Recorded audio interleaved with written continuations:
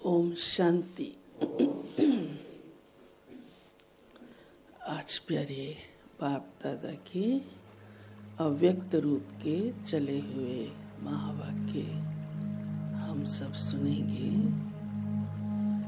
आज बाप दादा ने बहुत गहराई से हम बच्चों को एक विशेष शब्द जो बाबा हम बच्चों को सुनाते हैं उसका रहस्य सुनाया है, और वो शब्द है पॉइंट, बिंदु। ये बहुत इम्पोर्टेंट है। बिंदु अपने आप में एक ही ये शब्द बहुत रहस्यों वाला है। दुनिया में भी बिंदु का बहुत महत्व है, और यहाँ तो बाबा उसकी बहुत गहराई और दूरदर्शिता हम बच्चों को सुनाते हैं। तो बिंदु शब्द सुनते ही हम सबके सामने कौन आ जाता है? प्यारा शिव बाबा, जो बिंदु स्वरूप है, अति सूक्ष्म है, और जो अति सूक्ष्म होता है वो अति शक्तिशाली होता है। जितना विस्तार करते जाओ उसकी ताकत कम होती जाती है। इसलिए बाबा हम बच्चों को कहते हैं, पॉइंट कहा या सुना तो मीन्स आप स्वयं उस बिंदु की याद में बिंदु स्वरूप होकर टिक जाओ। दूसरी बात बाबा कहते हैं कि जो कुछ भी है, चाहे मनसा में, वाचा में, कर्मणा में, उसे कंट्रोल करने की या व्यर्थ को समाप्त करने की भी विधि सबसे सहज कौन सी है? बिंदु। बस बिंदु लगा दो, मीन्स क्लोज, फिनिश। जैसे आप कोई कितना भी अच्छी बात, कितनी भी लंबी बात लिख रहे हो, फिर उसका एंड कैसे करते हैं? Full stop.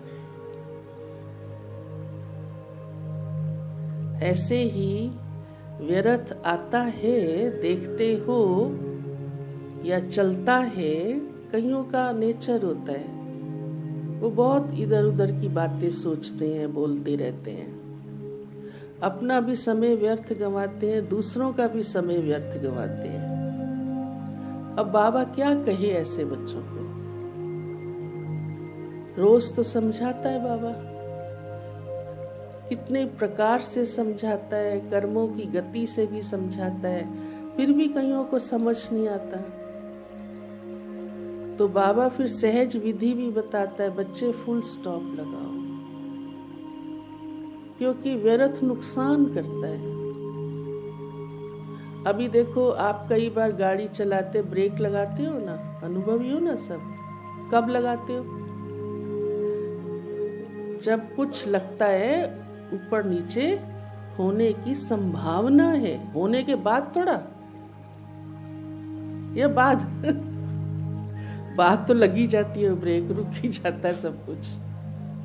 गड़बड़ होने के बाद नहीं, जब लगता है अभी कहीं कुछ गाड़ी का हो ना जाए, हाँ, कोई टकरा ना जाए, या आगे स्पीड ब्रेकर है, या कुछ है, या रेड लाइट है, हाँ, कुछ खतरा दिख रहा है, तो ब्रेक लगाते हो।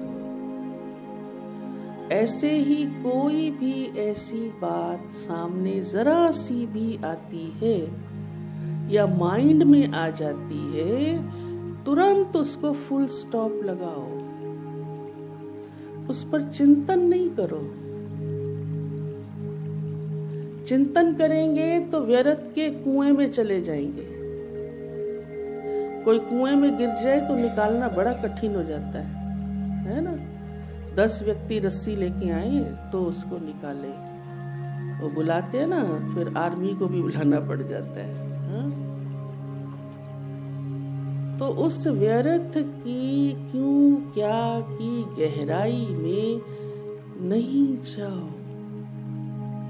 फुल स्टॉप लगाओ, बिंदु लगाओ, नहीं तो उसकी तह में चले जाएंगे।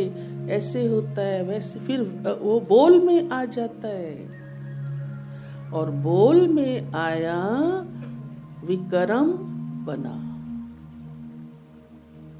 कईयों को ये भी समझ में नहीं आता, ये मेरा विक्रम बन रहा है, इसकी मुझे ही भुगतान करनी पड़ेगी, सजा मिल जाएगी।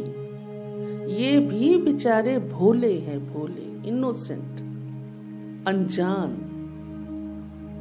तो ज्ञानी इनोसेंट नहीं हो सकता। हो सकते हैं? नहीं।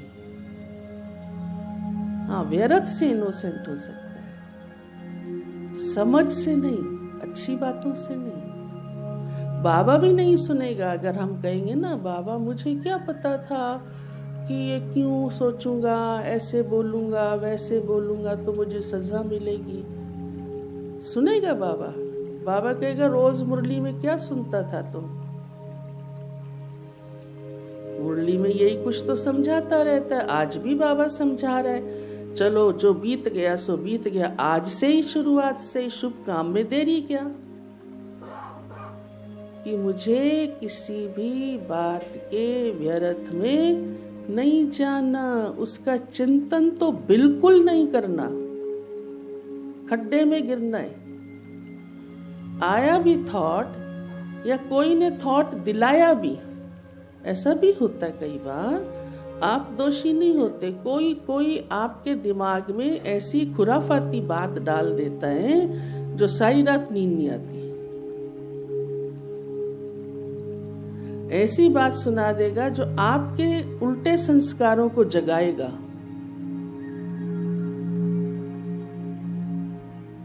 ये समझने की बातें हैं सारी ना। आप सुधर भी रहे होंगे तो आपको ऐसी बात सुनाएगा कि आप फिर से, आपका सुधार रुक जाए। इसकी भी बड़ी विस्तार है। आज दुनिया में भी इतने नुकसान क्यों हो रहे हैं, उसकी वजह तो पीछे यही है सारी। फिर उसकी भी और वजह है, अभी उसका हम विस्तार नहीं करेंगे। वो तो बाबा ने कई बार सुनाया, ईर्ष्या द्वेष क्या क्या है ना। तो अपना भला अपने ही हाथ में है ना। हम दूसरों को क्यों दोषी बनाएं, क्यों दूसरों के भी चिंतन में जाएं? ये भी मेरी गलती है,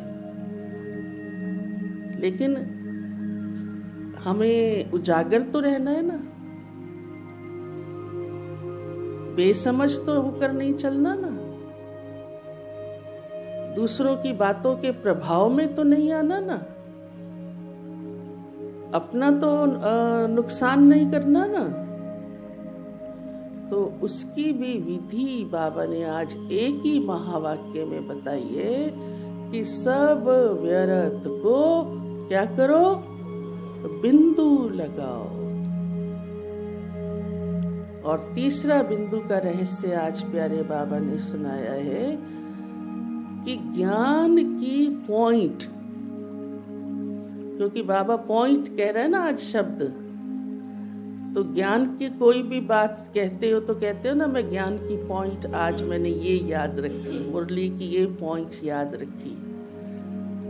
तो बाबा कहते ज्ञान की पॉइंट का मंथन करो और किसी बात का मंथन नहीं करो। कई फिर ज्ञान की बात का मंथन नहीं करते, बातों का मंथन शुरू कर देते। देखो कितना भोलापन है ना, कितनी बेसमझी हो गई। करना है ज्ञान का मंथन।